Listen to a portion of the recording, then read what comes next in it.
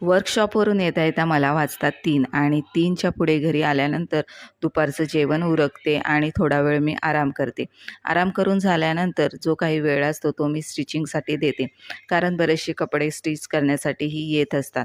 तर मग जे काही कटिंग करून ठेवलं होतं आज ते मी हे 2 ब्लाऊज स्टिच करून घेतलेले आहेत. 2 ब्लाऊज माझे स्टिचिंग झाल्यानंतर ह्याला फक्त आता हात शिलाई आणि हुक आणि लूप मला करायचे आहेत. ते मी आता संध्याकाळी जेवण उरकलं की करून घेणार आहे. यानंतर मग आपली संध्याकाळच्या स्वयंपाकाची तयारी. तर आज स्वयंपाकामध्ये मी केल्या होत्या आळूच्या वड्या आणि ही आळूची जी पानं आहेत, मी जिथे वर्कशॉपमध्ये जाते तिथल्या माझ्या एका स्टुडंटने माझ्यासाठी खास आणल्या होत्या आणि म्हटलं चला ताजी ताजी आळूची पानं भेटली तर आज आळूच्या वड्याच करूया.